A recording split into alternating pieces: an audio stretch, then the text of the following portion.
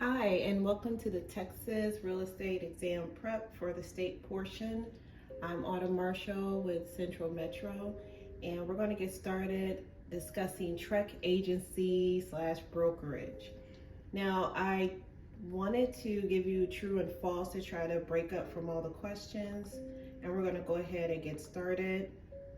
Like and subscribe for future videos. This video is only going to cover 10 questions, and then I'm going to upload on Wednesday 10 more questions that will be true or false. All right, so Trek Agency Brokerage. At the end of this video, you can comment and leave your email address, or you can request mine so I can send you a copy of this. I'll email, it's actually like a PDF form of this video, and it has more questions and answers for you. Okay, true or false? Trek approved form information about brokerage services is a voluntary form containing language mandated by TRELA. Is that true or false?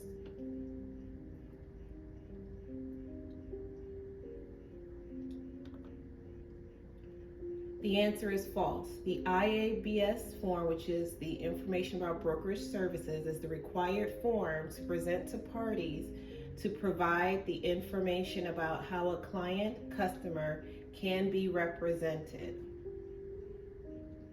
So this disclosure form is required. If you look at the question, it asked if it was voluntary, but this form is required. Okay, true or false? All disclosures of representation must be written disclosures. True or false?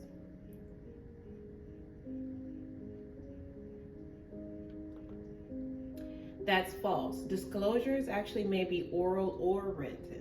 One thing that can help you remember that is a disclosure form is just an informational form. It's not a contract, so it actually can be oral or written. True or false? Third parties are owed fiduciary duties. Is that true or false?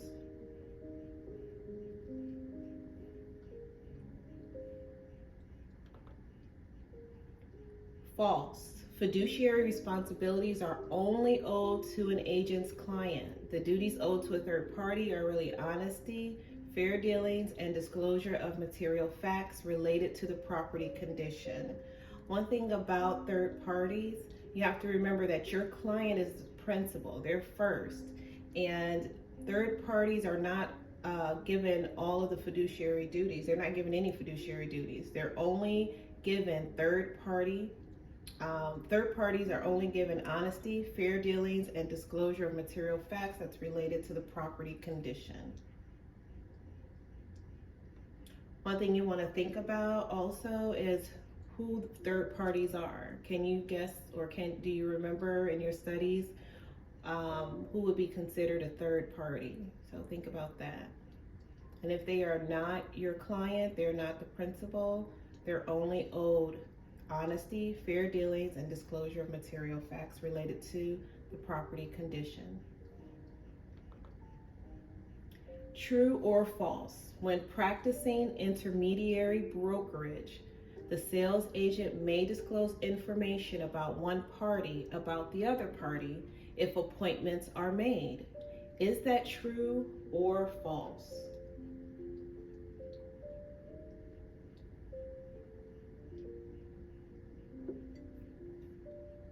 All right, that is false. During, during intermediary, the license holder may not disclose information about one party to the other party. So one thing you're going to want to know is, what is intermediary brokerage? Okay, once you know that, then you'll know that you cannot disclose information from one party to the other.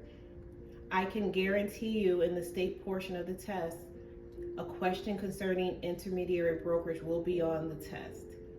Now, keep in mind, they may not say intermediary brokerage, and they may say it, but they're going to give you a question that's going to be an example of a situation in an intermediary brokerage transaction. And you're going to want to know what you can and cannot do in that situation. Okay. True or false? The broker may always make appointments if there are 2 or more associates in the brokerage. The broker may always make appointments if there are 2 or more associates in the brokerage.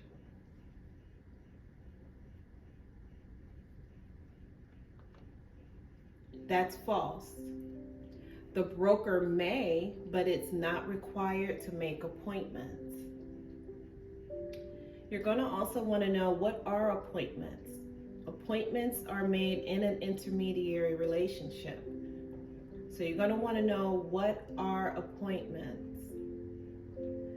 And I'm going to just give you an example. An appointment can be if you have a listing, and of course the listings are with the broker, and someone comes in the office and they want to purchase that listing.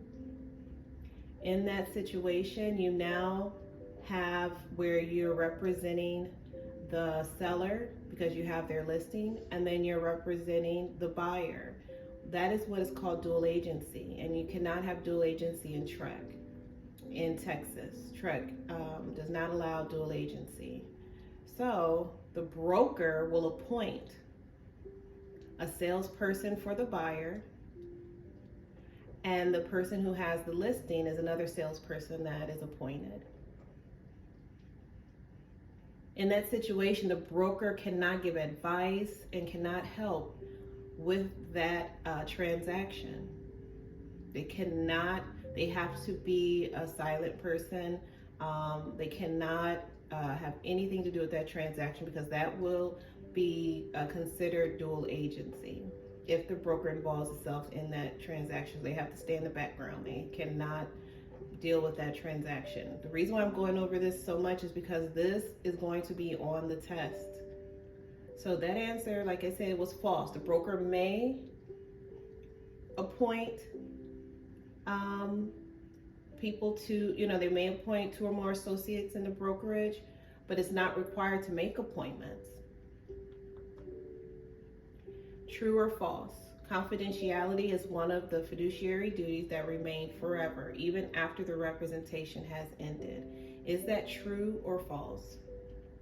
Is it true or false that confidentiality is one of the fiduciary duties that remain forever, even after the representation has ended?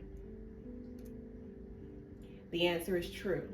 The confidentiality survives even after the representation has ended. So even if they're no longer your client, you still have to uphold the fiduciary duty of confidentiality. True or false? When representing both parties in the same transaction, the broker can choose between dual agency and intermediary. When representing both parties in the same transaction, the broker can choose between dual agency and intermediary. Is that true or is it false? That's false. If the broker represents both parties in a transaction, the broker must practice intermediary. The broker must assign associates to handle that transaction. Texas law does not recognize dual agency. True or false? While working with the buyer, an associate of the listing broker gave advice and opinions to the buyer. Most likely, the broker could be considered a single agent of the seller. Is that true? While working with the buyer, an associate of the listing broker gave advice and opinions to the buyer, and most likely the broker could be considered a single agent of the seller. Is that a true situation? Is that true for a broker to be considered a single agent of the seller?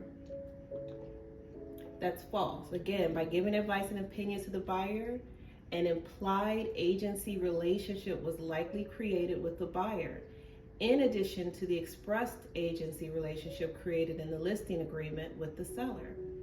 This puts the broker in an illegal, undisclosed position of representing both parties. That is why the broker does not give advice or opinions to a party where there's two transactions in that handling one property, because they're going to assume that the broker is helping them, and the broker is not supposed to. True or false? Intermediary brokers may appoint themselves to one party if there is only one other associate in the brokerage. Is that true or false?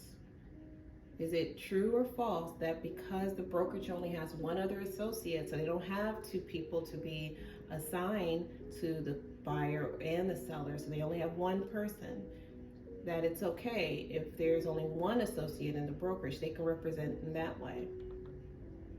That's false. Brokers may never appoint themselves to either party. All right, true or false?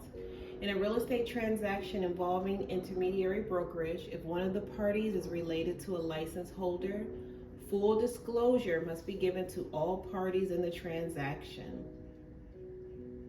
Is that true or false? That in a real estate transaction involving intermediary brokerage, if one of the parties is related to a license holder, full disclosure must be given to all parties in the transaction. That's true. So if one of the parties is related to one of the license holders, full disclosure must be given to all parties. Okay? So the last 10 questions were really honing in on intermediary transactions, and I can guarantee you, because that is really specific to Texas, it's going to be on the test. And that's what the questions for state is questions really related to the state of Texas. And they're going to have some questions in there that kind of are a little broad, that can be for anyone, but it actually is designed to test you to see if you know what's specific to Texas. And again, this is my email address, autumnmyhomes@gmail.com. You can email me for a copy of this. It'll be in a PDF form. And I'll be posting 10 more true or false questions on Wednesday. Like, subscribe, share, and leave a comment. And good luck on taking your test.